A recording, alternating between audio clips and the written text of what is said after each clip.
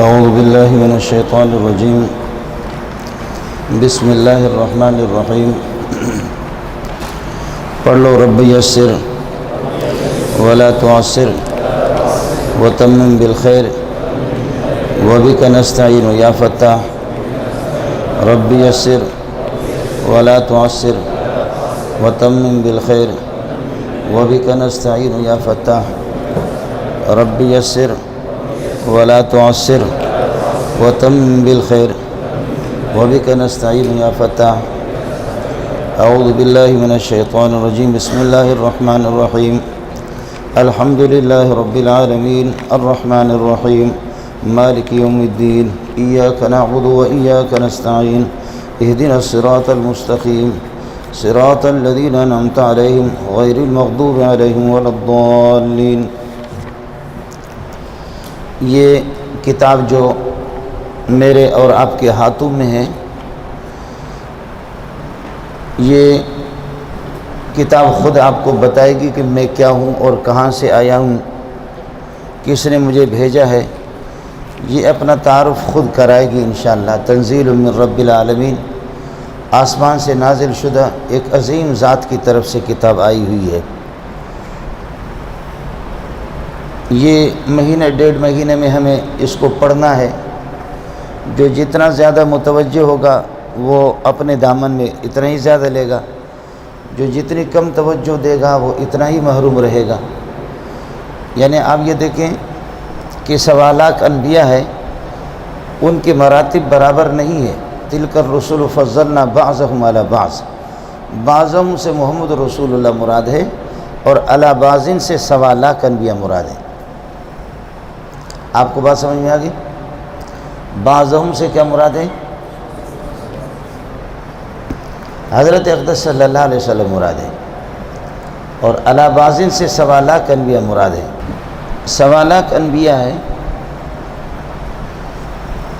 بعضهم محمد رسول اللہ صلی اللہ علیہ وسلم، اور علی بعض سے 1.25 لاکھ انبیاء مراد ہے۔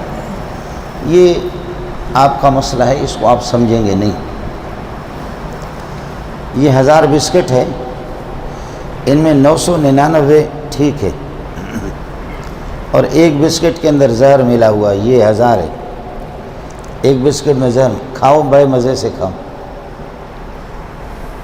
کون کھائے گا؟ آپ کو سمجھ نہیں ہے؟ 1000 بسکٹ میں 999 ٹھیک ہے، ایک کے اندر زہر ملا ہے، لیکن لا علی التعیین، معلوم نہیں ہے کہ وہ کیا ہے۔ تو کوئی عقل مند بتائے کہ وہ ہاتھ کھڑا کرے کہ میں کھاؤں گا۔ تو یہ ایک ہے، لیکن فرد مبہم ہے، فرد منتشر ہے، جو کہ پورے 1000 کو شامل ہے۔ یہ اٹھاؤ گے یار ہو سکتا ہے کہ یہ ہو، یہ اٹھا گے یہ ہو سکتا ہے، یہ ہو، سمجھے؟ متعین طور پر یہ کہہ دینا کہ اس نبی میں خصوصیت ہے، اس میں یہ نہیں ہے، اس نبی میں خصوصیت ہے، اس میں نہیں ہے، یہ تفاضل بین الانبیاء، یہ ناجائز ہے، حرام ہے۔ اور ایک تفضیل ہے کہ محمد رسول اللہ سب سے بعض پر افضل ہے، وہ بعض یہ بھی ہو سکتا ہے، یہ بھی ہو سکتا ہے، یہ بھی ہو سکتا ہے۔ علی سبیل الابہام، یہ فرد منتشر 1.25 لاکھ انبیاء کو شامل ہے۔ سمجھ میں نہیں ہے؟ یہ علی سبیل الابہام 1.25 لاکھ انبیاء کو سب کو شامل ہے۔ لہذا مفضل تو متعین ہے محمد رسول اللہ، لیکن مفضل علیہ 1.25 لاکھ انبیاء تو ہے، لیکن ان میں سے ایک فرد علی التعیین کہ حضرت صلی اللہ علیہ وسلم مفضل ہے، اور نوح علیہ السلام مفضل علیہ۔ نبی میں یہ خصوصیت ہے، نوح میں نہیں ہے۔ نبی میں یہ خصوصیت ہے، نوح میں یہ نہیں ہے۔ نبی میں یہ خصوصیت ہے، نوح میں یہ نہیں ہے۔ نبی میں یہ خصوصیت ہے، موسیٰ میں نہیں ہے، جیسے خطیب لوگ کرتے۔ معلوم ہو یہ کفر ہے، ناجائز ہے۔ آپ کو تفضیل اور تفاضل سمجھ میں آگے نہیں آ گیا؟ تفاضل میں 2 نبیوں میں تقابل ہوگا، کیا خیال ہے آپ کا؟ آپ سے کہا جائے کہ اللہ آپ کا بھلا کرے، آپ کیا نام ہے؟ نور محمد۔ یہ شیر حبیب وہ نور محمد سے افضل ہے۔ شیر حبیب میں خوبی ہے، نور محمد نہیں ہے۔ شیر حبیب میں نور محمد میں نہیں ہے۔ نور محمد کا دل زخمی ہوگا، لیکن شیر حبیب تم میں سے ایک سے افضل ہے۔ وہ ایک سے نہیں، سب سے ہو گیا۔ ایک سے نہیں بلکہ کیا ہو گیا، اس لیے کہ اس ایک کی تعین نہیں ہے، اور کسی کو صدمہ بھی نہیں ہوگا کہ میرے ساتھ تقابل ہو رہا ہے، یہ نہیں ہوگا۔ آپ کو مسئلہ سمجھ میں آ گیا؟ اس لیے انبیاء کے محنتوں میں اور ان کے مجاہدات میں، ان کی ریاضتوں میں فرق ہے۔ تو فرق ہے، جس نے جتنے بھی زیادہ مجاہدہ کیا ہے اتنا ہی زیادہ اپنے دامن میں لیا۔ آپ کو مسئلہ سمجھ میں آ گیا؟ عرض یہ کر رہا تھا کہ یہی حال ہے، جو مجاہدہ اور ریاضت جتنی توجہ دے گا، ظاہر ہے کہ ابو بکر نے جو کچھ لیا وہ عمر نے نہیں لیا، عمر نے لیا عثمان نے نہیں لیا، عثمان نے وہ علی نے نہیں لیا، فرق ہے۔ اس اعتبار سے آپ کو بھی توجہ دینی ہوگی، اور کچھ آداب ہے قرآن پاک کے، ان آداب کو جو ہے نا ان کا لحاظ کریں گے انشاءاللہ بہت کچھ آئے گا۔ پہلا ادب کہ قرآن آدمی لے گا کیا، سب سے بہترین، سب سے پہلا ادب وہ تصحیح النیت ہے۔ کیا ہے؟ تصحیح النیت، اپنی نیت کو صحیح کر دینا۔ ظاہر کہ قراءۃ القرآن عمل وکل عمل لا بد فیہ من النیت، فقراءۃ القرآن و ترجمۃ القرآن لا بد فیہ من النیت، اس میں بھی نیت ضروری ہے۔ انما الاعمال بالنیات۔ آپ کو مسئلہ سمجھ میں آ گیا؟ تو پہلی بات یہ ہے کہ تصحیح نیت، اپنی نیت کو صحیح کر لینا، یہ بنیادی چیز ہے۔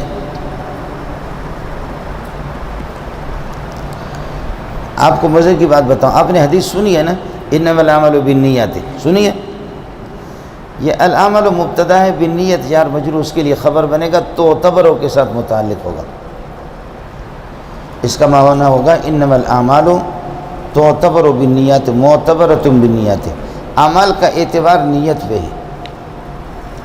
اندر کی نیت ٹھیک ہے، عمل بھی ٹھیک باوزن ہوگا۔ نیت کمزور ہے، بے وزن ہے، عمل بھی بے وزن ہوگا، عمل جتنا بھی زیادہ ہو۔ آپ کو مسئلہ سمجھ میں آئے؟ لیکن اصل بات آپ کو بتاؤں، اصل بات کیا ہے؟ انما الاعمال بالنیات کا معنی تعتبر بالنیت معتبرۃ بالنیت، اعتبار کہتے ہیں اصل میں قیاس الشیء علی الشیء، ایک چیز کو دوسرے پر قیاس کرنا۔ قرآن میں یہ لفظ آئے گا فاعتبروا یا اولی الابصار، اسی سے تعتبر ہم نے نکالا۔ اور اعتبار کہتے ہیں قیاس الشیء علی الشیء، یا قیاس الشیء علی نظیر ہی، ایک اس کے نظیر پر قیاس کر لینا۔ آیا مسئلہ سمجھ؟ ابھی تک نہیں ہے، یہ نقطے آپ کو بتا رہا ہوں۔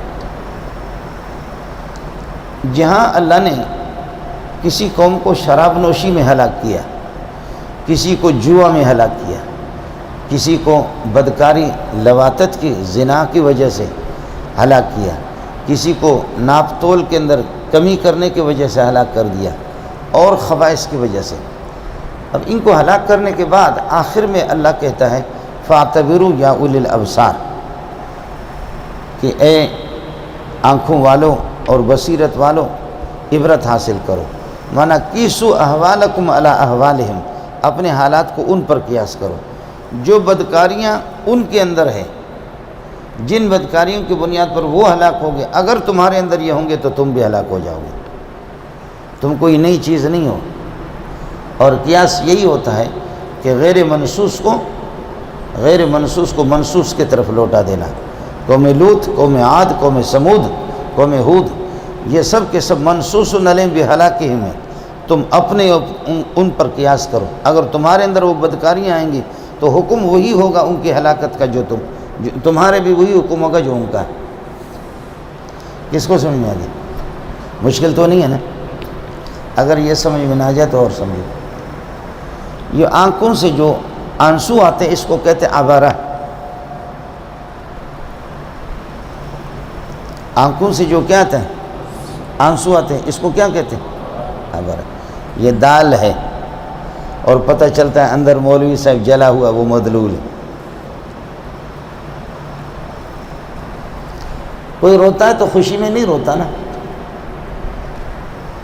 اسے پتہ چلتا ہے کہ اندر جلا ہوا ہے۔ تو یہ میں نے عرض کیا کہ دال ہوگا اور اندر والا کیا ہوگا؟ مدلول ہوگا، سمجھے؟ آئے سمجھ؟ اب کہتے ہیں کہ یہاں آپ کو منتقل ہونا ہے مدلول سے۔ بلکہ یہ کہہ دو کہ آپ کی نیت آپ کے عمل پر یہ ہے کہ دال ہوگی. اگر نیت باوزن ہے عمل باوزن ہے. نیت بے وزن ہے اس میں ریا اور نمود ہے تو عمل آپ کا بے وضو ہے. اس لیے قیسوا اعمالکم علی نیاتکم، بولو قیسوا اعمالکم علی نیاتکم انما الاعمال بالنیات کا یہی معنی ہے. الناس مجزیون باعمالهم ان خیرا فخیر و ان شرا فشر. سنا ہی نہیں سنا؟ نیت اگر اچھی ہوگی تو انشاءاللہ پھر یہ ہے کہ عمل تھوڑا بھی ہوگا اس میں بہت وزن ہوگا. نیت اگر کمزور ہوگی عمل جتنا بھی زیادہ ہو وہ بے وزن ہوگا. اس لیے پہلی چیز آپ سے عرض کر دیا کہ تصحیح النیت، قرآن سمجھنے کے اندر اپنی نیت کو آدمی صحیح کر لے. آیا سمجھ میں؟ نیت کو صحیح کر لے، انشاءاللہ اس سے آپ کے علم کے اندر برکت ہوگی، علم کے اندر نور آ جائے گا. آپ کو مسئلہ سمجھ میں آ گیا؟ تصحیح النیت. دوسری چیز ہے کہ طہارت ظاہری اور طہارت باطنی دونوں کا اہتمام کیا جائے. مفتی آپ کو یہ فتویٰ دے گا کہ بھائی حدث اصغر اور حدث اکبر دونوں سے آپ پاک ہوں تو آپ قرآن ہاتھ میں لے سکتے، پڑھ سکتے. حدث اصغر بے وضو، حدث اکبر جنابت احتلام. حدث اصغر حدث اکبر دونوں سے آپ پاک ہوں آپ قرآن پڑھ سکتے ہیں. لیکن یہ مفتی کا کام ہوا، یہ قاضی کا کام ہوا. مفتی اور مولوی صاحب نے آپ کو یہ فتویٰ دی. صوفی اس میں تھوڑا سا اضافہ کرتا ہے. صوفی کہتے ہیں طہارت باطنی کو بھی ٹھیک، اندر سے بھی ٹھیک ہو جائے، پھر قرآن کے انوار اور حقائق تک آپ کی رسائی ہوگی، ورنہ نہیں ہوگی. صوفی کہتے ہیں اندر کو بھی ٹھیک کرو. در دست و تسبیح در دل گاو خر، در دست و تسبیح در دل گاو خر، این چنی تسبیح کے دارد اثر. اوپر تو اللہ اللہ، اندر گدا گدا. اس تسبیح کا اثر کیا ہوگا؟ این چنی تسبیح کے دارد اثر. اس لیے میں نے عرض کیا کہ طہارت ضروری ہے، لیکن دونوں طہارتیں ظاہری حدث اکبر اور حدث اصغر، انجاز سے آدمی پاک ہو جائے. اور طہارت باطنی اخلاق رذیل گھٹیے قسم کے اخلاق اور عجب اور کبر اور تکبر سے، ان چیزوں سے. آپ میری فریاد سمجھ رہے ہیں؟ اس لیے امام راغب اصفہانی رحمۃ اللہ علیہ نے لکھا ہے لا یمسہ الا المطہرون. اس کا معنی یہ کہ لا یمس انوارہ و حقائقہ الا المطہرون. قرآن کے انوار اور حقائق کو وہ آدمی پا سکیں گے، ہاتھ وہ لگائیں گے جو پاک ہوں گے، ظاہراً بھی پاک ہوں گے اور باطناً بھی پاک ہوں گے. عجیب بات آپ کو بتاؤں، دریا کے اندر اگر آپ سفر کریں گے نا، بڑے بڑے جہازاں، موجیں آتی ہیں پہاڑوں کی طرح موج، لیکن آواز کچھ بھی نہیں ہے. دریا کے اندر آواز نہیں ہوتی. آپ سے پوچھنے کی ضرورت نہیں، ہم لوگ بلوچ لوگ ہیں، دریا میں گھومنے پھرنے والے لوگ ہیں. دریا کے اندر جتنا بھی آپ جائیں گے نا، دریا کے اندر آواز نہیں آئے گی. آواز کناروں پر جیسے وہ موجیں آتی ہے کنارے پر ٹر گھر گھر ٹکراتے، کنارے پر آواز آتی ہے، لیکن دریا کے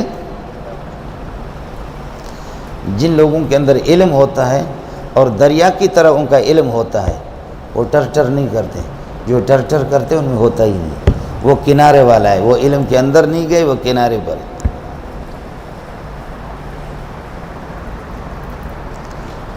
آپ سمجھ میں آ گئی؟ چاہیں بابا کو دے دو اور مجھے صرف پانی دے دو بس. چاہیں حضرت جو آئے.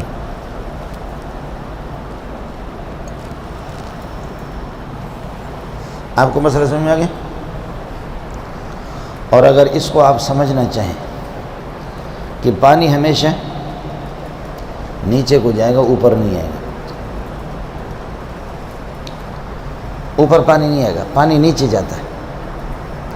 ہر کجا پستی سو آب آنجا روت، ہر کجا درد دوا آنجا روت. جہاں زمین پست ہو پانی ادھر ہی چلا جائے گا. جن لوگوں میں عاجزی ہو اور اندر اپنے آپ کو کچھ نہ سمجھیں، ان لوگوں کے پاس علم جائے گا ٹر کے پاس نہیں جائے گا۔ اس لیے قرآن شروع ہے بسم اللہ الرحمن الرحیم سے۔ میں انشاءاللہ بسم اللہ میں یہ باتیں آپ سے عرض کروں گا۔ با کا کسر ہے، با کا نقطہ اوپر ہے نیچے، با کا زبر ہے یا زیر ہے، سمجھ یہ وہ انشاءاللہ بسم اللہ میں کل کے سبق میں آپ کا آ جائے گا، میں آپ سے عرض کروں گا۔ اس وقت یہی گزارش، یہ دوسری چیز تھی کہ طہارت من الانجاس و من الارجاس، نجاستوں سے، حدث اصغر اور حدث اکبر سے پاک ہونا بھی ضروری ہے قرآن کے لیے سمجھنے کے لیے، اور لیکن یہ کہ بنیادی چیز میں نے عرض کیا کہ طہارت باطنی۔ پھر ہمارے پرانے زمانے میں یہ ان کا ایک مدرسہ ہوتا تھا، بعد میں پھر متاخرین نے ان کو تقسیم کر دیا، سمجھے؟ یہ کتاب الطہارت آپ کے، یہ طہارت من الانجاس ہے، حدث اکبر سے پاک، یہ اسی سے، سمجھے؟ باقی دوسرا جو ہے طہارت اندر کی طہارت ہے، یہ علم التصوف ہے، علم الاخلاق ہے، علم السلوک ہے، یہ صوفیہ کے حوالہ کر دیا۔ ابو حنیفہ کے زمانے میں یہ دونوں چیزیں ایک کتاب میں بیان ہوتی تھی، اب متاخرین نے کیا کر دیا، وہ طہارت ظاہری کو الگ کر دیا اور طہارت باطنی کو صوفیہ کے حوالہ کر دیا۔ لیکن صوفیہ ہے کہاں، اللہ جانتا کہ کہاں ہے۔ جن کو آپ سمجھتے صوفی وہ ہے نہیں، جو ہے ان کو آپ بھی نہیں سمجھتے، میں نہیں سمجھتا۔ جو صوفیہ ہے نا اصل، وَلَا يُشَارُ إِلَيْهِمْ بِالْبَنَانِ، یہ دوسری چیز ہو گئی، بات بہت لمبی ہوتی جا رہی ہے کہ طہارت ضروری ہے۔ تیسری چیز ہے کثرت ذکر اللہ، کثرت سے ذکر کر لینا۔ ذکر میں آپ ذکر لسانی کریں، قرآن خود ذکر ہے، قرآن پڑھیں، درود پڑھیں، لا الہ الا اللہ پڑھیں، جیسے جیسے آئے گا نور آئے گا، اندر نور آئے گا تو یہ بھی قد جاءکم من اللہ نور و کتاب، پھر نور کی طرف جائے گا۔ جتنا آدمی اندر سے پاک، ضربیں جتنے بھی لگے نا اس کا اتنا ہی فائدہ ہوگا۔ کثرت ذکر اللہ، الا بذکر اللہ تطمئن القلوب۔ چوتھی چیز مولانا، قرآن پاک کی عظمت کا قائل ہونا۔ ترمذی ثانی میں روایت ہے، نسائی شریف کے اندر بھی ایک حدیث، والد صاحب کو دے دیا، ترمذی میں ایک روایت ہے اور نسائی میں بھی یہ روایت ہے کہ استاد اپنے شاگرد سے کہتا ہے یار یہ حدیث تو ہم آپ کو مفت میں دے رہے ہیں، آپ اس کی قدر نہیں کرتے۔ اس سے چھوٹی حدیثوں کے لیے ملکوں کے سفر کرتے تھے ہم لوگ، اس لیے کہ پکی پکائی کراچی کی تازی روٹی یا مفت میں جو چیز ملے اس کی قدر نہیں ہوتی۔ اللہ پاک نے ہمیں ہمارے اکابرین سے مراد صحابہ، تابعین، تبع تابعین، یہ ہمارے اکابرین ہیں، ان کی محنتوں کے نتیجے میں اللہ پاک نے قرآنی علوم ہمیں مفت میں گھروں میں پہنچا دیا، ان کی محنت کی وجہ سے، اس لیے اس کی عظمت ہمارے دلوں میں نہیں ہے۔ ساتھیوں سے گزارش ہے کہ چوتھی چیز ہے کہ قرآن پاک کی عظمت کا قائل ہونا۔ یہ انشاءاللہ آئے گا آپ کے سامنے۔ ذالک الکتابوں کا معنی ذالک الکتاب العظیم لا ریب فیہ، آئے سمیں، یا قل بفضل اللہ وبرحمتہ فبذالک فلیفرحوا۔ قرآن کی دولت آپ کے پاس ہے تو آپ کو خوش ہونی چاہیے، ایک عظیم نعمت آپ کے پاس آ گئی، اور اگر نہیں سمجھو تو یہ تو سمجھو، وَعَلَّمَكَ مَا لَمْ تَكُنْ تَعْلَمْ وَكَانَ فضل اللہ علیک عظیمہ۔ وَعَلَّمَكَ مَا لَمْ تَكُنْ تَعْلَمْ وَكَانَ فضل اللہ علیک، یعنی آپ قسم اٹھا سکتے ہیں کہ پوری کائنات میں قرآن سے بڑھ کر کے بڑی دولت کوئی بھی نہیں ہے، اور قرآن غیر مخلوق ہے، وہ افضل ہے۔ محمد رسول اللہ قربان جاؤں، وہ مخلوق ہے، وہ مفضول ہے۔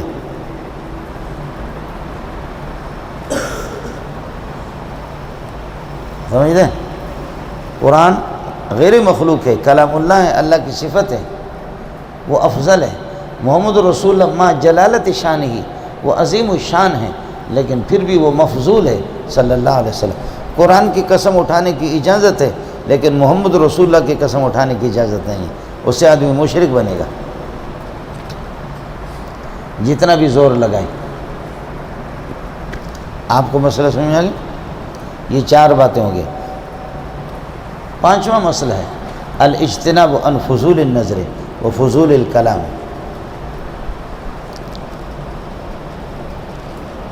بد نگاہی نہ کرے آدمی،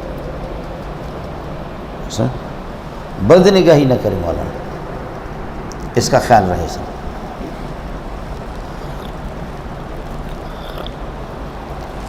ابن قیم رحمۃ اللہ علیہ وہ فرماتے کہ جب سے آنکھیں ہم نے جھکائی اس دن سے خدا کی قسم قرآن و سنت کی حلاوت ہم نے محسوس کی۔ آپ لوگ اردو سمجھ رہے ہیں؟ جس دن سے ہم نے آنکھیں جھکائی اس دن سے قرآن و سنت کی حلاوت اور لذت ہم نے محسوس کی۔ ساتھی خیال کر لیں، کچھ بھلے پڑ گیا؟ اور یہ بھی سمجھ لو کہ بد نگاہی ایک قرضہ ہے، اگر وہ کر لے گا اللہ اس کا بدلہ اپنی نگرانی میں خود بخود اس دنیا میں اس سے لے گا۔ کسی کی بیٹی کو اگر میں بد نگاہی سے دیکھتا ہوں، سمجھے، اب چاہے مجھے اس کا علم ہو یا نہ ہو، ہماری بیٹی کو کوئی دیکھ لے گا۔ کسی کی عزت کو بد نگاہی سے ہم دیکھتے ہیں، چاہے علم ہو یا نہ ہو آپ کو، اللہ تعالیٰ بتاتا نہیں ہے، اس کا بدلہ اللہ دنیا میں لے گا۔ اس لیے یعلم خائنۃ الاعین، یہ خائنہ اسم فاعل نہیں ہے، یہ مصدر ہے، عاقبۃ عافیۃ کی طرح۔ تو یعلم خائنۃ الاعین وما تخفی الصدور کا معنی یعلم خیانۃ الاعین، آنکھوں کی خیانت کو اللہ جانتا ہے، آنکھوں کی صداقت کو بھی جانتا ہے، خیانت کو بھی جانتا ہے۔ اس لیے ساتھی اس کا خیال کرے۔ پانچویں چیز یہ ہوگی، سمجھے؟ چھٹی چیز ہے مولانا الاجتناب عن صحبت الاغنیاء و اصحاب الثروت، مالداروں کی صحبت سے بچے۔ سمجھے؟ آپ کا بہترین آسان اشکال ہوگا کہ آپ بھی تو مالداروں کے ساتھ گھومتے پھرتے ہیں، تو میرا آسان جواب یہ ہوگا میں بھی آپ کی طرح محروم ہوں۔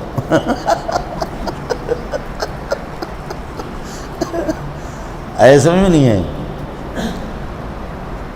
ایسے آپ کہیں گے کہ مولوی آج کے وہ بھی مالداروں کے ساتھ گھومتے پھرتے ہیں، مالداروں کی چمچگیری کرتے ہیں، تو آسان جواب یہ ہے کہ مولوی کہاں ہے؟ بس وہ چلے گئے جی، ایسے میں اس لیے تو محرومی تو ہے، اور کیا ہے؟ وَلَا تَطْرُدِ الَّذِينَ يَدْعُونَ رَبَّهُمْ بِالْغَدَاةِ وَالْعَشِيِّ يُرِيدُونَ وَجْهَهُ، وہ اللہ کی رضامندی کو صبح شام چاہتے ہیں۔ اصحاب صفہ، ان کو آپ نہ دھتکاریں، ان کو الگ نہ کریں اپنی مجلس سے۔ وَلَا تَعْدُ عَيْنَاكَ عَنْهُمْ تُرِيدُ زِينَةَ الْحَيَاةِ الدُّنْيَا وَلَا تَعْدُ عَيْنَاكَ عَنْهُمْ وَلَا تَعْدُ عَيْنَاكَ عَنْهُمْ۔ یہ کلمہ ان جو آتا ہے یہ مجاوزت کے لیے آتا ہے۔ رمیت السہم عن القوس، تیر میں نے قوس سے پھینکا تو کون سے تجاوز کر کے آگے نکل گئی تیر۔ آپ کی نگاہ صرف ان شاگردوں تک رہے، آگے کسی اور کو نہ دیکھیں۔ وَلَا تَعْدُ عَيْنَاكَ عَنْهُمْ، پیار محبت میں فرمایا تُرِيدُ زِينَةَ الْحَيَاةِ الدُّنْيَا، کیا چاہتے ہیں؟ دنیا کی رونقیں۔ وَلَا تَمُدَّنَّ عَيْنَيْكَ إِلَىٰ مَا مَتَّعْنَا بِهِ أَزْوَاجًا مِّنْهُمْ زَهْرَةَ الْحَيَاةِ الدُّنْيَا لِنَفْتِنَهُمْ فِيهِ، آپ کو سمجھانی ہے؟ وَلَا تُطِعْ مَنْ أَغْفَلْنَا قَلْبَهُ عَنْ ذِكْرِنَا، قرآن ذکر ہے، جن کو ہم نے اپنے ذکر قرآن سے غافل کر دی، اس کی بات نہ مان، اسے ملے گا کیا؟ علوم سے آدمی نکل جاتا ہے۔ آئے سمجھ؟ یہ ہو گیا مولانا صحبت الاغنیاء سے میں نے عرض کیا کہ آدمی اجتناب کرے۔ ساتویں چیز ہے وہ تھا الاجتناب عن صحبت الاغنیاء، اب ساتویں چیز ہے اختیار صحبت الاولیاء والاتقیاء، اختیار صحبت الاولیاء والاتقیاء، اولیاء اور متقی لوگوں کی صحبت کو مولانا بڑا اثر ہوتا ہے، بہت اثر ہوتا ہے۔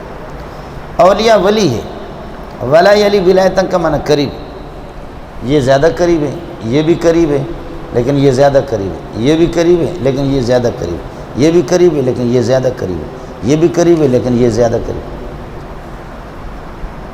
آئے سمیں؟ یہ الا ان اولیاء اللہ کا معنی الا ان اقرباء اللہ، جو اللہ کے قریب ترین، جو جتنا شریعت پر چلے گا اس کو پتہ ہو یا نہ ہو وہ اللہ کا اتنا ہی زیادہ قریب ہوگا۔ انبیاء کے قرب میں بھی فرق ہے، صحابہ کے قرب میں بھی فرق ہے، غوث اور ابدال کے قرب میں بھی فرق ہے۔ جو جتنا اللہ کی منت مانی کرے گا اتنا ہی اللہ کے قریب ہوگا۔ تو ساتویں چیز آپ سے عرض کر دیا کہ صحبت العلماء والاتقیاء، علماء اور اتقیاء، سمجھے؟ مولانا سب سے بہترین چیز یہ ہے جس کی نشست و برخاست قرآن و سنت کے مطابق ہے، وہ سب سے بڑا ولی اللہ ہے۔ اگرچہ وہ ہواؤں میں اڑ نہیں رہا ہے اور وہ دریاؤں میں پیدل نہیں چل رہا ہے، کوئی مسئلہ نہیں ہے۔ ایک آدمی ہواؤں میں اڑتا ہے، لیکن یہ کہ قرآن و سنت اس کی زندگی نشست و برخاست قرآن و سنت کے خلاف ہے، وہ دجال اور کذاب تو ہے، ولی اللہ نہیں ہے۔ اڑنا کوئی کمال نہیں ہے، مکھی بھی اڑتا ہے، مکھی بھی اڑتی ہے، مچھر بھی اڑتا ہے، کوے بھی اڑتے ہیں، اس سے کوئی متقی پرہیزگار نہیں، سارے حرام ہیں۔ آپ کو مسئلہ سمجھ آگیا؟ اس لیے زیادہ اڑنے کی کوشش نہ کرو، آیا مسئلہ سمجھ؟ تو یہ جو کرشمے ورشمے جو دکھاتے ہیں نا، یہ تو کوئی ایسا نہیں۔ ہمارے برویوں میں ایک ابابکی ایک قوم ہے، ابابکی۔ اگر کسی کو فالج کی بیماری لگتی ہے تو وہ اس کو جوتا مارتا ہے منہ پہ، بالکل ٹھیک ہو جاتا ہے۔ آپ آ جائیں، کوئی فالج والا لاؤ، میں ملاتا ہوں آپ کو ابابکی سے، 2-3 جوتا منہ پہ مارے گا، ٹھیک ہو جائیں گے۔ آپ سمجھ رہے ہیں؟ تو آپ ان کو شیخ الحدیثوں سے اس کا درجہ اونچا کر دیں گے، یہ کوئی ایسا مسئلہ نہیں، اللہ ہی جانتا کہ یہ کیا ہے۔ اس قسم کی قوت ارادی مشرکین کے پاس، ان کے پاس بھی ہوتے ہیں، جادوگروں کے پاس بھی، یعنی اب بھی یہودیوں میں ایسے جادوگر ہے کہ جو یہاں سے ادھر اڑیں گے۔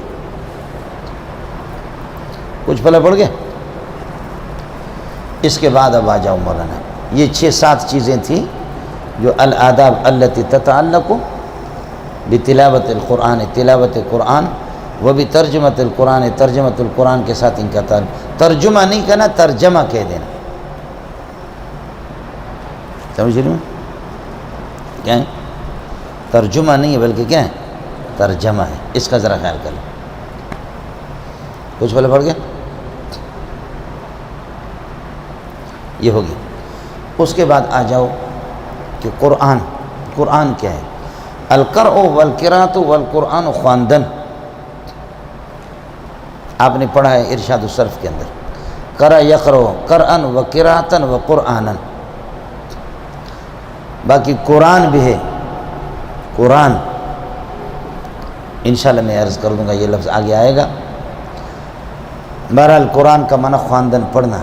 سب سے پہلے اللہ پاک نے اس کی خود تلاوت کی ہے، مشکات جلد اول میں آپ فضائل قرآن کے اندر آپ نے حدیث پڑھی ہوگی، جب حق تعالی شانہ نے سورہ طٰہٰ کی تلاوت کی، قرآن پاک کی تلاوت کی، تو فرشتوں نے کہا کہ پروردگار، وہ امت کیسے عظیم امت ہوگی کہ جن پر یہ قرآن، ان کی نبی پر یہ کہ نازل ہوگا، جو اپنے سینوں میں اس کو محفوظ کریں گے اور اپنی زبانوں پر اس کی تلاوت کو جاری کر دیں گے، وہ کیسے عظیم امت ہوگی۔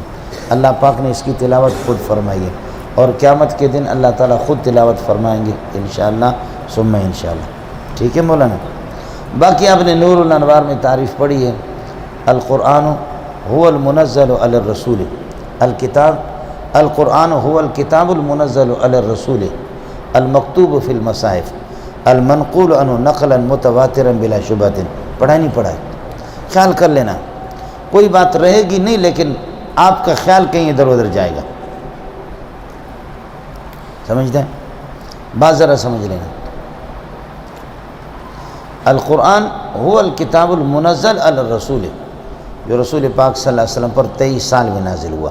تفعیل جو ہے نا تکرار اور تدریج پر دلالت کرتا، هو الکتاب المنزل یعنی تدریجاً 23 سال میں محمد رسول اللہ پر نازل ہوا، اور دفعتاً واحدتاً شب قدر میں لوح محفوظ سے سماء دنیا پر نازل ہوا۔ سمجھ رہی میں کہ دفعتاً واحدتاً شب قدر میں باقی کون سی شب قدر، کس کی شب قدر؟ مکے کی شب قدر یا ہمارے شب قدر؟ ان کے ہاں 27 ہوتا ہے، ہمارے ہاں 26 ہے۔ ان کے ہاں 28 ہوتا ہے، پھر ہمارے ہاں 27 ہوتا ہے۔ آئے سمجھ؟ اڑے کچھ بلا پڑ گئے؟ تو آسان سا مسئلہ یہ ہے کہ اللہ آپ کا بھلا کرے۔ اصل یہ ہے کہ اس قسم کی چیزوں میں قلب الارض کا اعتبار ہے، اور قلب الارض مکہ ہے۔ ان کی 27 اس وقت فی الحال یہ یاد کرو، ان کی 27 ہی مراد۔ باقی یہ ویسے اساتذہ سے آپ نے پڑھا ہوگا کہ بھئی تفعیل تدریج اور تکرار پر دلالت کرتا ہے، اور افعال وہ مرتن واحدتن، یہ کوئی قانون نہیں ہے، یہ نقطہ ہے، ایک نقطہ ہے، قانون نہیں ہے۔ آیا سمجھ؟ اس لیے کہ کافر جو کہ بالغ لوگ ہیں، بلیغ لوگ ہیں، مشرکین، وہ کہتے ہیں لولا نزل علیہ القرآن جملۃ واحدۃ، بولو لولا نزل علیہ القرآن جملۃ واحدۃ کذالک لنثبت بہ فؤادک ورتلناہ ترتیلا۔ آپ کو سمجھ میں آ گیا کہ آپ کا قانون آسمان سے گر کر کے ڈھیر ہو گیا۔ لولا نزل علیہ القرآن، اس لیے کہ تنزیل تو تکرار پر دلالت کرتا ہے، اور جملۃ واحدۃ ایک، اس لیے یہاں نزل انزل کے معنی میں۔ اس کو سمجھ میں آ گیا؟ ورنہ اگر تنزیل تکرار کثرت پر ہو اور تدریجاً پھر ہوگا تدریجاً قرآن کیوں نازل ہو رہا، اور جملۃ واحدۃ کیوں ایک مرتبہ کیوں نازل نہیں ہو رہا، تدریجاً آہستہ آہستہ کیوں نازل نہیں ہوتا، ایک مرتبہ کیوں نازل نہیں ہوتا۔ سمجھ میں آ گیا؟ لیکن ایک نقطہ ہے، یہ قانون نہیں ہے کہ جس کو آپ قانون کہہ دیں۔ سمجھ شریف میں ہے کہ نہیں؟ نقطہ ہے۔ اگرچہ حضرت نانوتی رحمۃ اللہ علیہ کا مناظرہ ہوا، مناظرہ بھی نہیں کہنا، مولانا امین اللہ پشاوری دامت برکاتہ اللہ علیہ، اس کو لوگوں نے مجبور کیا، پشاور والوں نے، کہ تم مولوی منظور سے مناظرہ کرو۔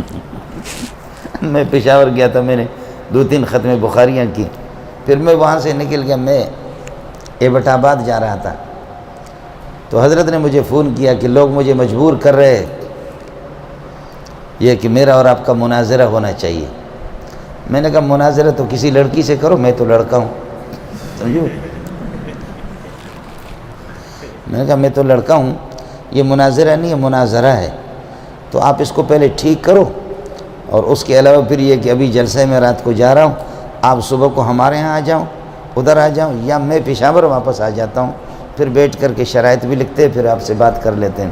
تو مناظرہ ختم ہو گیا، وہ مناظرہ کہہ رہا تھا، میں نے کہا آپ مناظرہ ہار گئے، وہ مناظرہ کرنا چاہ رہا تھا۔ سمجھ شریف میں ہے کہ وہ مناظرہ کرنا چاہ رہا، میں نے کہا اس کے لیے کوئی لڑکی تلاش کرو۔ آیا مسئلہ سمجھ؟ یہ ہوتا رہتا ہے جی میر صاحب۔ یہ ایک نقطہ ہے، میں نے آپ سے، حضرت نانوتوی نے البتہ اس سے استدلال کیا، حضرت اقدس وہ قرآن پاک کی حقانیت پر استدلال کر رہا تھا کہ قرآن پاک اس وقت محفوظ ہے، غیر محرف ہے، اور تورات اور انجیل اس میں تو کوئی لا شک فی انہا منزلۃ من اللہ ہے، اس میں کوئی شک نہیں ہے کہ اللہ کی طرف سے نازل شدہ ہے، لیکن یہ ہے کہ اب کہ ان کی ایک ایک بات کو غیر محرف سمجھا جائے، یہ ہمارے پاس اس قسم کی کوئی دلیل نہیں ہے، ان میں تحریف واقع ہو چکی ہے، تحریف ان میں ہوئی ہے۔ تو اس پر جو ہے نا عیسائی نے کہا کہ حضرت آپ کا استدلال انا نحن نزلنا الذکر و انا لہ لحافظون، انا نحن نزلنا الذکر و انا لہ لحافظون سے آپ کا استدلال ہے، اور ذکر قرآن جیسے کہ لقد انزلنا الیکم کتابا فیہ ذکرکم وانزلنا الذکر لتبین للناس انا نحن نزلنا الذکر، قرآن جس طرح ذکر ہے تو آسمانی کتابیں سارے کے سارے ذکر ہے۔ وَلَقَدْ كَتَبْنَا فِي الزَّبُورِ مِن بَعْدِ الذِّكْرِ مِن بَعْدِ التَّوْرَاتِ، ذکر کا اطلاق تو تورات پر بھی ہوا ہے، انجیل پر بھی ہوا ہے۔ اگر ذکر محفوظ ہے اور اللہ حافظ ہے تو پھر قرآن ذکر ہے وہ محفوظ ہے، تو تورات بھی ذکر ہے وہ بھی محفوظ ہے، انجیل بھی ذکر ہے وہ بھی محفوظ ہے، زبور بھی ذکر ہے وہ بھی محفوظ ہے۔ اشکال سمجھ میں آ گیا؟ ہمارے مولویوں کا دماغ چکرا گیا، لیکن حضرت اقدس رحمۃ اللہ علیہ نے اس نقطے کی وجہ سے نکال دیا اپنے آپ کو، قاسم العلوم والخیرات محمد قاسم نانوتوی رحمۃ اللہ علیہ، حضرت اقدس نے فرمایا تورات کا نزول جو ہوا ہے وہ دفعۃ واحدۃ وکتبنا لہ فی الالواح، جیسے سورہ اعراف میں ہے، وہ تختوں پر لکھ کر کے ہم نے موسیٰ علیہ السلام کو دے دی، وہ تختوں پر لکھا ہوا تھا دفعۃ واحدۃ۔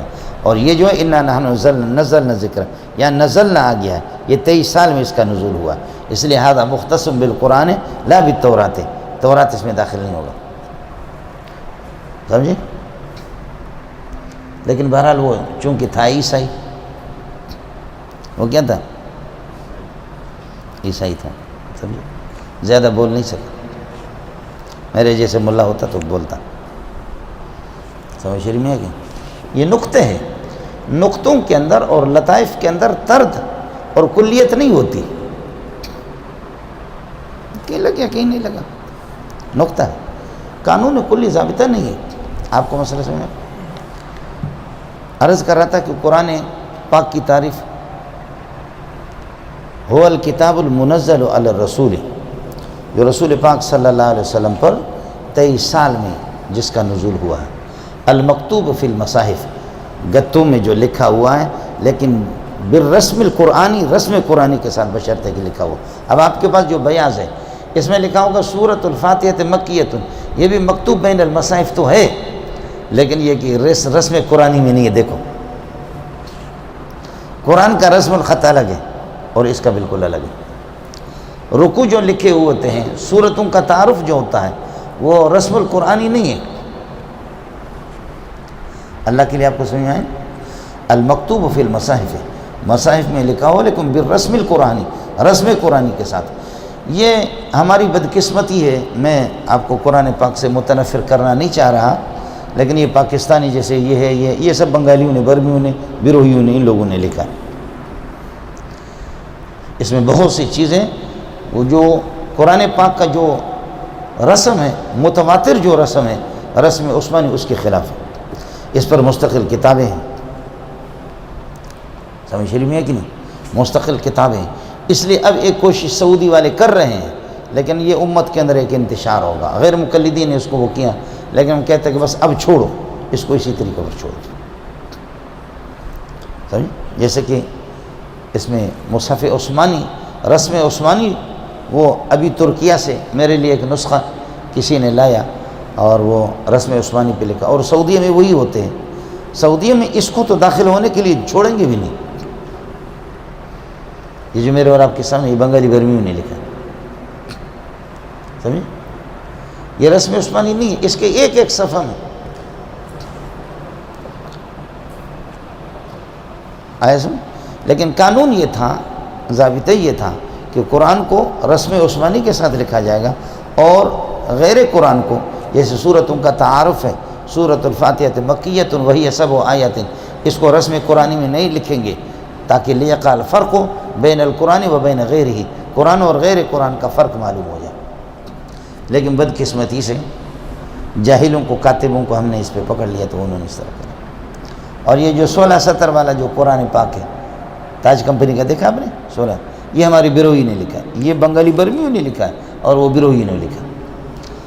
بنگالی، برمی، بیروہی، بلوچ، جن میں اول میں با ہے وہی برباد ہے۔ آیا مسئلہ سمجھ؟ وہ کاتب یعقوب رحمۃ اللہ علیہ نے لکھا، ہمارے خزدار کے تھے، یہ 16 سطر والا اسی نے لکھا ہے، جو تاج کمپنی ہے۔ اب تاج کمپنی تو بک گیا، کسی اور کو بیچ دیا انہوں نے، پتہ نہیں مفتی نعیم نے خریدا یا کسی اور نے خریدا، اس کا مجھے علم نہیں، بہرحال انہوں نے بیچ دیا اور تاج کمپنی اب ان کا چل نہیں رہا۔ وہ الکتاب المنزل علی الرسول، اور الرسول سے محمد رسول اللہ مراد معرف باللام حضرت اقدس صلی اللہ علیہ وسلم، المکتوب فی المصاحف، جو مصاحف میں لکھا ہوا، اور المنقول عنہ نقل متواترا، لیکن رسم قرآن میں المنقول عنہ نقل متواترا، تواتر کے ساتھ مروی۔ اور قرآن پاک کا جو تواتر ہے یہ تواتر الطبقہ ہے، تواتر القرن، تواتر الطبقہ اس کو کہتے ہیں، سمجھے؟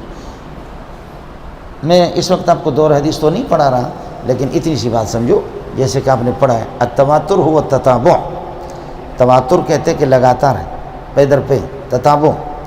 اور تواتر کی تعریف یہ کہ ان یروی الحدیث، کہ ایک حدیث کو اس کو نقل کر دے جماعت کثیرۃ بحیث تحیل العادت تواتعهم وتوافقهم علی الکذب، اتنی بڑی جماعت کسی حدیث کو نقل کرے کہ عقل سلیم ان کی اتفاق اور اجتماع جھوٹ پر محال سمجھتے کہ بھئی اتنے خلق خدا یہ کیسے جھوٹ بولے گی، اتنی بڑی تعداد. یہ تواتر الاسناد ہے. یہ کیا ہے؟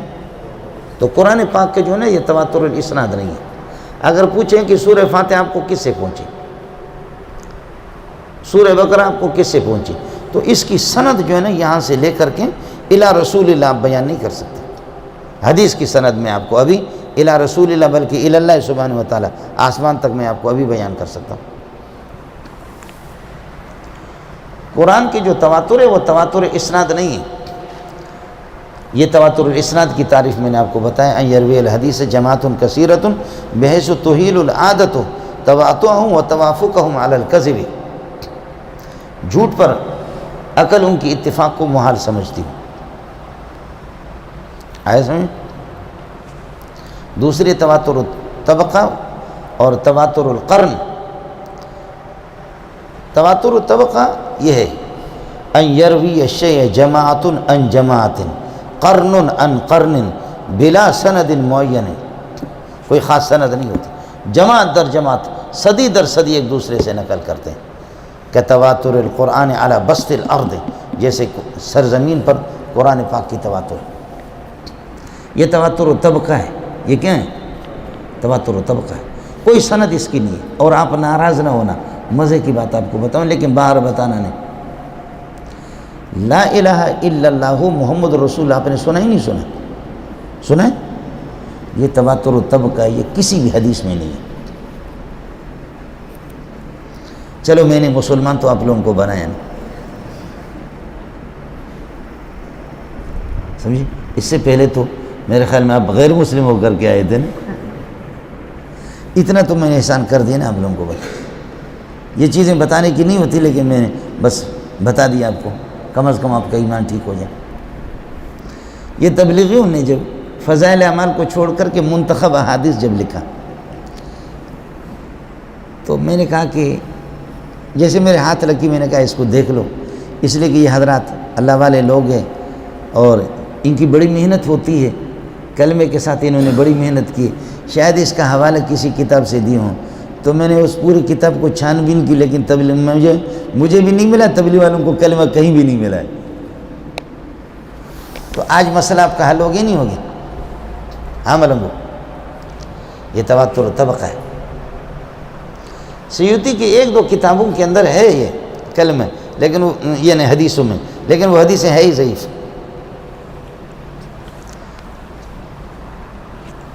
اس لیے مولانا امین اللہ پشاوری نے بڑی اچھی بات لکھی. وہ ان کی الدین الخالص جو فتویٰ ہے ان کی، تو اس کی پہلی جلد میں حضرت نے لکھا ہے ما جاءت الکلمۃ الطیبۃ برأسها فی حدیث واحد صحیح. بہت اچھا لکھا. حقیقت یہی ہے کہ کلمہ کسی بھی صحیح حدیث میں نہیں آیا، لیکن نہیں آیا تو اہل حدیث کے دو اصول اطیع اللہ و اطیع الرسول. اہل حدیث کے دو اصول اطیع اللہ و اطیع الرسول. تو حدیث میں جب نہیں ہے تو لا الہ الا اللہ کہاں سے تو نہیں لایا؟ اس کا جواب ان کے مذہب پر نہیں بنتا، ہمارے مذہب پر بنتا ہے کہ یہ جو میں آپ سے عرض کر رہا ہوں تواتر و طبقہ ہے. اور اسی میں تراویح کی 20 رکعتیں اسی میں داخل. یعنی کسی بھی تاریخ میں آپ کو نہیں ملے گا کہ کائنات میں کبھی بھی کسی بھی صدی کے اندر مسجد نبوی میں یا مسجد حرام میں 20 رکعت سے کم تراویح، زیادہ تو ہوئی ہے لیکن 20 سے کم کبھی بھی نہیں پڑی ہے. چنانچہ اب اللہ تعالیٰ کبھی غلط لوگوں سے بھی دین کا کام لے لیتا ہے. اب یہ محمد بن سلمان سے اب اللہ نے یہ کام لے لیا، حالانکہ جیسے وہ گیا گزرا ہے، میں زیادہ نہیں کہہ سکتا چونکہ قرآن پاک کی مجلس ہے، گیا گزرا آدمی. لیکن یہ انہوں نے فیصلہ کر لیا 2 سال پہلے کہ مکہ اور مدینہ میں کسی بھی مسجد میں 20 رکعت سے تراویح اگر کسی نے کم پڑھی تو اس کی خیر نہیں. پہلے 8 رکعتیں ہوتی تھی. مسجد حرام میں، مسجد نبوی میں نہیں ہوتی تھی، باقی مسجدوں میں ہوتی تھی. اب انہوں نے پابندی لگا دی. کہ تمام مسجدوں میں 20 رکعتیں ہوں، شکر الحمدللہ، اچھی بات ہے۔ آپ کو مسئلہ سمجھ میں آ گیا؟ یہ کیا ہے؟ تواتر و طبقہ ہے، کوئی سند معین اس کی نہیں ہوتی، بس جماعت در جماعت، قرن بعد قرن، اس طریقہ پر اس کو لوگ نقل کرتے آ رہے ہیں۔ اور تیسری صورت ہے تواتر التوارث والتعامل، وہ یہ کہ ان یکون العمل منقولا بالتواتر، کوئی عمل تواتر کے ساتھ منقول ہو، چلا آ رہا ہے وہ عمل ہے اسی طریقہ، سمجھے؟ آپ یہ کہہ دیں فرائض کی 4 یا نمازوں کے فرائض جو نمازیں ہیں، فجر، ظہر، عصر، مغرب، عشاء، یہ بھی ہے عملی طور پر۔ اب اس کے لیے ٹھیک ہے احادیث بھی موجود ہے، لیکن عملی طور پر یہ تواتر کے ساتھ مروی ہے۔ اور نماز کی ایک ہیئت ہے، اگرچہ کچھ لوگوں نے اس ہیئت کو بگاڑی ہے، سمجھے؟ نماز کی خود رکعت، فرائض کی رکعت، فرائض کہہ رہا ہوں، فرائض کی رکعت اور ان کی ہیئت یہ متعین ہے تواتر کے ساتھ۔ اور اسی طریقے پر جیسے مسواک شریف ہے، مسواک ہے تواتر کے ساتھ، مسواک ہے مسنون ہے تو مسنون اور مستحب چیز ہے، لیکن تواتر التوارث والتعامل، بس عمل ہے تواتر کے ساتھ۔ اب ابا اور کوئی تواتر ہو یا نہ ہو، ہمارا راوند والے کافی ہے اس کے لیے۔ الحمدللہ ایک بہت بڑی جماعت اس کو نقل کر رہی۔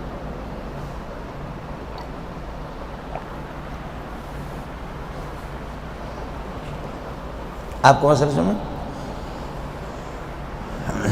میں نے حضرت اقدس سے عرض کیا تھا، رئیس المحدثین مولانا سلیم اللہ خان رحمۃ اللہ علیہ سے، کہ حضرت حنفیہ کا مذہب یہ ہے کہ ایک داڑھی صرف ایک مشت ہو، ایک مٹھی ہو، ایک مٹھی سے زائد داڑھی رکھی جائے یہ مکروہ ہے، صحیح قول یہی ہے حنفیہ کا، کراہیت تنزیہی ہے۔ تو ہمارے اکابرین اتنی بڑی داڑیاں ان کی کیوں آ گئی؟ اور علامہ شامی نے لکھا کہ جس کی جتنی داڑھی بڑی ہوگی اتنا بڑا بیوقوف ہوگا، اشعار بھی انہوں نے نقل کی، ایک مٹھی سے، ایک مٹھی تو واجب ہے۔ تو یہ ہمارے اکابرین جو ان کے بارے میں اتنے بڑے اکابر جبال العلم تھے، اتنی بڑی داڑھی انہوں نے کیوں رکھی؟ تو حضرت اقدس نے بڑا پیارا جواب دیا۔ حضرت نے فرمایا کہ مولوی منظور، یہ جہاں جس سوسائٹی کے اندر اس کو مکروہ سمجھا جائے اور کری سمجھا جائے تو پھر ایک مشت تک تو واجب ہے، اس سے زیادہ کو کاٹنا ضروری ہوگا، اور جن لوگوں سے اس کو مکروہ نہ سمجھا جائے تو کوئی مسئلہ نہیں، جن سے محبت ہو اور وہاں کا ماحول اس قسم کا نہ ہو۔ پھر اس کی مثال حضرت نے دی، فرمایا کہ دیکھو مسواک آدمی جب کرتا ہے، مسواک اب لوگوں کے سامنے اس کی اجازت نہیں، لوگوں کو متلی آئے گی اور ایک کراہیت، اور ان کو ایک دلوں کا خراب ہوگا، اس طرح اس کی اجازت نہیں ہے۔ لیکن رسول پاک صلی اللہ علیہ وسلم سے اس کے لیے اجازت ہے۔ آپ پڑھیں گے نسائی شریف کے اندر روایت موجود ہے، ابو داؤد میں، کأنہ یتہوّأ، گویا کہ آپ کرتے تھے۔ کوئی بھی ترجمہ کرو۔ اور نسائی شریف کی روایت ہے کأنہ یتقیّأ، گویا کہ کر رہا ہے بتکلف۔ تو یہ بندے کا فرق ہوتا ہے، سمجھے؟ اب میں آپ سے قریب ہو کر کے گفتگو کروں، میرے منہ سے تھوک نکلے تیز گفتگو میں اور آپ کے منہ پہ لگے یا آپ کی آنکھوں میں لگے، آپ کے ہونٹوں پر اگر اتنا سا تھوک میرا لگ گیا، ایسے کر کے آپ اس کو نگلیں گے نہیں، آپ کو متلی آئے گی، تھوکیں گے، سمجھے؟ لیکن آپ کا پیارا بچہ جب ہوگا، معصوم بچہ، وہ آپ سے پیار کرے گا اور آپ سے کپی پپی لے لے گا، آپ کے منہ پہ منہ رکھے گا، اور بچوں کے تو ویسے ہی وہ ہوتے ہیں، اللہ آپ کا بھلا کرے، تھوک مک، وہ آپ کو اتنے میں سے میٹھے لگیں گے کہ آپ کو الٹی نہیں آئے گی۔ اب فی الحال تو آپ کو بچے سمجھنے کی ضرورت بھی نہیں ہے، اس لیے کہ یؤمنون بالغیب ویقیمون الصلاۃ ومما رزقناہم ینفقون۔ بعض لوگ چھڑے چھوپے ہیں تو ان کو تو سمجھانا مشکل ہے۔ آپ کو مسئلہ سمجھ میں؟ لیکن مسئلہ یہ ہے کہ اس طریقے اور فرق تو ہوتا ہے۔ تو حضرت اقدس نے فرمایا کہ ہمارے اکابرین سے ان کے معتقدین اور متوسلین اس کو کرہی نہیں سمجھتے تھے، محبت تھی، انہوں نے مغلوب الحالی میں اگر چھوڑا ہے تو کراہیت نہیں ہے۔ اور جہاں پر اللہ آپ کا بھلا کریے کہ داڑھی بڑی ہو اور لوگ اس کو اس طریقے پر داڑھی کی توہین ہو کہ آپ سائیکل چلا رہے ہیں، داڑھی اتنی ہے اور ایسے جا رہے ہیں، ہوا تیز ہے، داڑھی کا آدھا حصہ اس طرف ہو گیا، آدھا حصہ اس طرف، جا کر کے سائیکل آپ نے ٹکر مارا بچے کو، وہ کہتے شرم نہیں آتی، اتنی بڑی داڑھی تم نے رکھی ہے۔ آپ کہتے بچہ داڑھی کا نام نہ لے لو، یہ سائیکل کے بریک نہیں، یہ تھوڑی بریک ہے، یہ تو داڑھی ہے۔ بولو آپ کیا کہہ رہے ہیں؟ یہ بچہ ناراض ہونے کی ضرورت نہیں ہے، یہ سائیکل کی کیا ہے؟ یہ سائیکل کے بریک تھوڑی ہے، یہ تو داڑھی ہے، ایسے تو کیوں ناراض ہوتا؟ آپ کو مسئلہ سمجھ میں؟ تو عرض یہ کرنا تھا کہ تواتر و تبارس و تعامل، جیسے کہ مسواک ہے کہ کوئی عمل تواتر کے ساتھ مروی ہو، جماعت در جماعت، صدی در صدی، اس طرح۔ اور چوتھی چیز ہے مولانا، چوتھی چیز ہے تواتر قدر المشترک،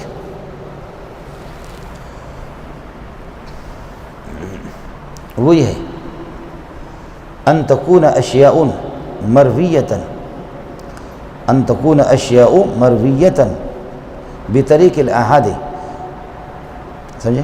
وتتفق علی قدر مشترک، کہ کچھ چیزیں خبر واحد کے طور پر مروی ہوں لیکن ایک قدر مشترک، ایک بات پر سب کا اتفاق ہو۔ نبی پاک صلی اللہ علیہ وسلم نے چاند کو اشارہ کر دیا، اس کے دو ٹکڑے ہو گئے، یہ خبر واحد ہے۔ نبی نے کنکریوں کی طرف اشارہ کیا، کنکری بول پڑے، یہ خبر واحد ہے۔ حضرت کو پتھر نے سلام کیا، یہ خبر واحد ہے۔ گوہ نے آپ کو سلام کیا، یہ خبر واحد ہے۔ اونٹ رو رو کر کے آپ کے پاس آ کے آپ سے گفتگو کرنی شروع کر دی، یہ خبر واحد ہے۔ گائے اور بیل بولنے لگے، یہ خبر واحد ہے۔ درخت دوڑنے لگے، یہ خبر واحد ہے۔ آیا سمجھ میں نہیں ہے؟ یہ سب اخبار احاد ہے، لیکن یہ سب کے سب اس بات پر متفق ہے کہ رسول پاک صلی اللہ علیہ وسلم صاحب المعجزات تھے۔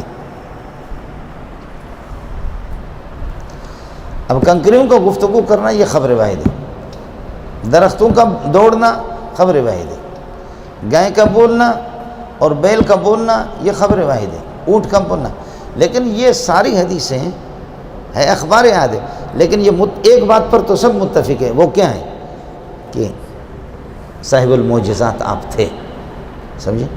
اس لیے مولانا یہ تقسیم اور یہ اقسام اربع علامہ انور شاہ کشمیری نے استقراء اور تتبع کے طور پر تتبع کر کے یہ چار ترتیب انہوں نے دی ہے۔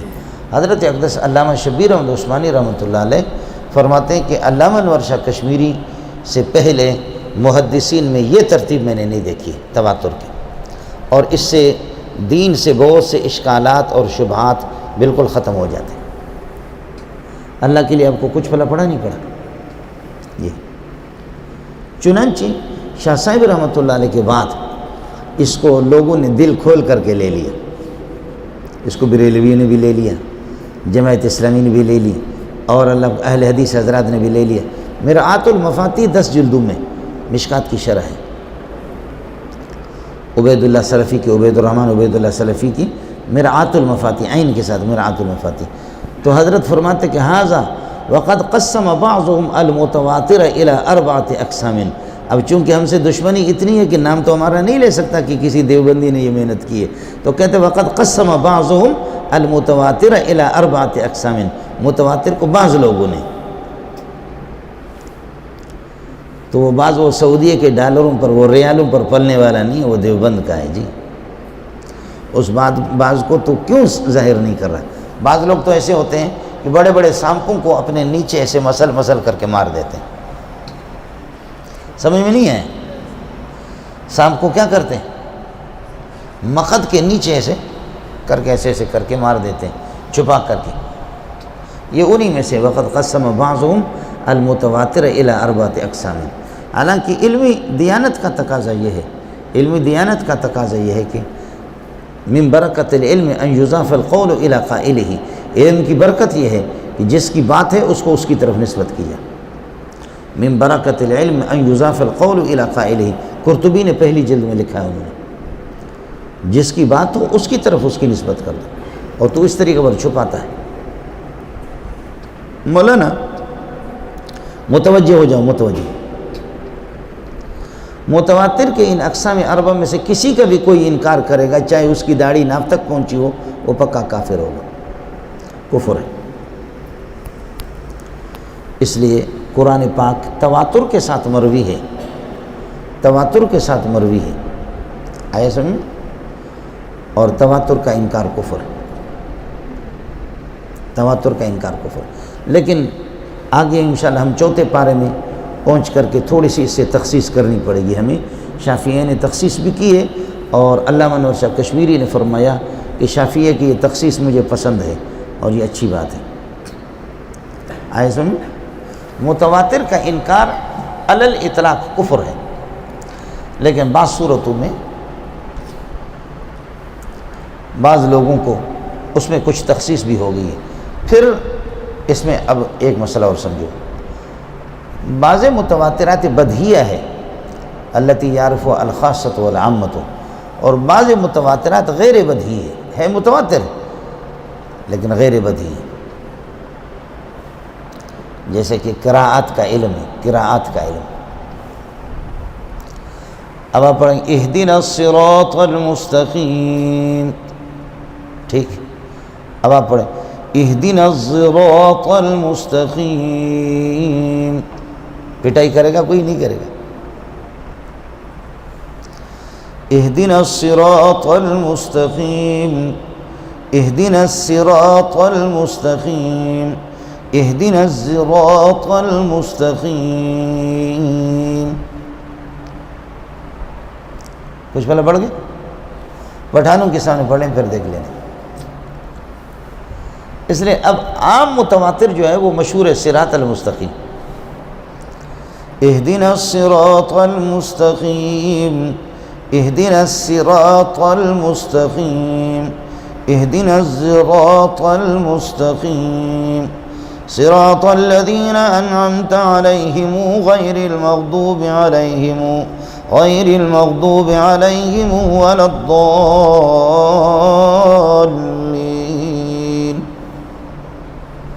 سمجھتے ہیں؟ اس لیے فقہا منع کرتے ہیں کہ جہاں فتنے کا مسئلہ ہو، اب واجب تو یہی ہے الرحمن الرحیم مالک یوم الدین ایاک نعبد و ایاک نستعین اہدنا الصراط المستقیم. لیکن ایاک نعبد و ایاک نستعین اہدنا الصراط المستقیم کہتے ہیں نہ پڑھو، عوام کو فتنے میں نہ ڈالو. سمجھے؟ اور پٹھان اگر ٹکرا گیا آپ کو انشاءاللہ تیرا دماغ درست کر دے گا. حافظ صاحب اپنی قرات کو دکھا رہا ہے قل هو اللہ احد اللہ الصمد لم یلد ولم یولد ولم یکن له کفوا احد.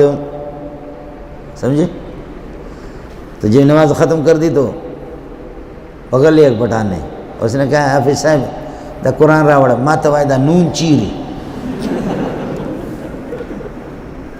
قرآن راوڑا ما توائدہ نون چیری. حافظ صاحب نے کہا کہ کل تاسو وصل کئی پا دم روائی، وصل کئی دم رو قل هو اللہ احد اللہ الصمد لم یلد ولم یولد، پا کل تاسو وقف کئی یا نون نوائی دم روائی قل هو اللہ احد اللہ الصمد. اس نے کہا خرز وقف وصل نہ پیم تا ما توائی نون چیری، تو وقف وصل نہ پیم تا ما توائی نون چیری. یہاں سے پکڑا حافظ صاحب کو، وہ لگایا، دوسرا لگایا، تیسرا لگایا. حافظ صاحب دکھا رہا کہ میں سب عشرہ کا قاری ہوں. آیا مسئلہ سمجھیں؟ قرآن تواتر کے ساتھ مروی ہے. قرآن کے کسی زیر اور زبر کے خیال کر لینا، میں مسائل اس طرح آدمی بہت طویل ہو جائے گا. شین و یا عین و ہا، بولو شین و یا عین و ہا، ان کا اس پر خوب اعتراضات ہیں اور بہت وقت لگے گا. بخاری کی مثالیں، مستدرک حاکم میں صحاح ستہ میں اس قسم کی ہے، اخبار احاد کی بہت سی قراتیں ہیں، ان پر صحابی زور لگاتا کہ میں اس طرح پڑھوں گا، میں اس طرح، تواتر کو نہیں، وہ تواتر کہتے ہیں میں اسی طرح پڑھوں گا، واللیل اذا یغشا واللیل اذا یغشا والنہار اذا تجلی والذکر والانثی، سمجھے، والذکر والانثی ان سعیکم لشتی۔ اللہ میرے بھائی ابی بن کعب پر رحم کرے، وہ ہے تو بہت اچھے آدمی، لیکن وہ منسوخ آیتوں کو بھی پڑھتا، کہتے ہیں میں نے جیسے نبی سے سنا میں اسی طرح پڑھوں گا، تم لوگ کچھ بھی۔ اعتراضات بہت ہیں، لیکن قرآنیت کے لیے تواتر و طبقہ ضروری ہے، بولو۔ اس لیے گزارش یہ ہے کہ اعتراض ہم پر تو ہے بہت سے مسائل، لیکن ان لوگوں نے جو اختلاف کیا ہے وہ مجتہد تھے، وہ خود مجتہد تھے، خود نبی سے سنا ہے، اور ان کو علم نہیں ہوا، ناسخ کا علم نہیں ہوا ہے تو کوئی مسئلہ نہیں ہے، ان کو معذور سمجھا جائے گا۔ لیکن بعد صحابہ کے بعد تواتر و طبقہ ضروری ہے، تواتریت قرآن کے لیے ضروری ہے، اور نہیں ہے تو آپ بتائیں کہ آپ کے ہم معیار کیا ہے۔ قرآنیت کے لیے تواتر ضروری ہے، تواتر و طبقہ، اور یاد رکھ لینا یہ تواتر و طبقہ تواتر الاسناد سے بھی زیادہ مضبوط ہے۔ احادیث کا جو تواتر ہے وہ اتنا نہیں ہے، لیکن میں نے عرض کیا کہ تواتر کے کسی بھی فرد کا یہ 4 قسمیں ہو گئی، اس کا انکار کفر ہے، لیکن تھوڑی سی تخصیص آپ کو کرنی، اور میں نے جواب دے دیا آپ کو شیعوں کا، سمجھے، کہ ہمارے ہاں اہل سنت والجماعت اور ائمہ اربعہ کے ہاں تواتر ضروری ہے، تواتر، اور وہ ہے غالباً تواتر طبقہ۔ تو آپ بتائیں کہ آپ کے ہاں معیار کیا ہے، قرآنیت کا معیار اور اصول کیا ہے آپ کے ہاں، یہ آپ بتا دیں، اور آج تک انہوں نے بیان کیا نہیں۔ اگر کسی نے ان کے ہاں دیکھا ہو تو مجھے بتا دینا کہ تواتر تو کریں گے لیکن کون سا تواتر۔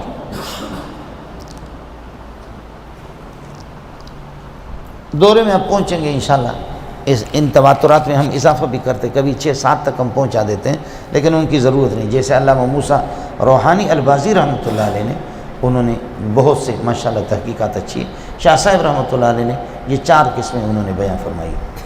اللہ کے لیے آپ کو کچھ پلا پڑا نہیں پڑا مولانا، اس کا خیال کر لینا۔ اس لیے میں نے عرض کیا کہ اب جن صحابہ نے اختلاف کیا اگر کسی، اور ظاہر ہے کہ ان کی قرات وہ قراتیں خبر واحد ہیں، اور خبر واحد سے قرآنیت کا ثبوت نہیں۔ ہاں استشہاد کے لیے اور تائید کے لیے، کسی آیت کی وضاحت کے لیے، کسی مسئلے کی وضاحت میں وہ اخبار احاد جو قراتیں ہیں وہ کارآمد ہوتی ہے، لیکن قرآنیت نہیں۔ قرآنیت کے لیے تواتر و طبقہ ضروری ہے۔ اور شیعوں کے اعتراضات بہت ہیں، بہت اچھے اچھے اعتراضات ہیں، لیکن میں نے عرض کیا کہ ٹھیک ہے کہ ہاں ہم پر تو اعتراض ہے، لیکن آپ کا معیار کیا ہے؟ انہوں نے ابھی تک اس معیار کو بیان نہیں کیا، اگر ہو تو کسی کتاب میں مجھے دکھا دینا، اور نہیں کر سکوں گا تو کچھ کم از کم آپ کو چائیں تو پلاؤں گا۔ آیا مسئلہ سمجھ؟ هو الکتاب المنزل علی الرسول المکتوب فی المصاحف المنقول النقل متواترا بلا شبہ، یہ تو اس کے علاوہ ویسے تواتر میں شبہ نہیں ہوتا۔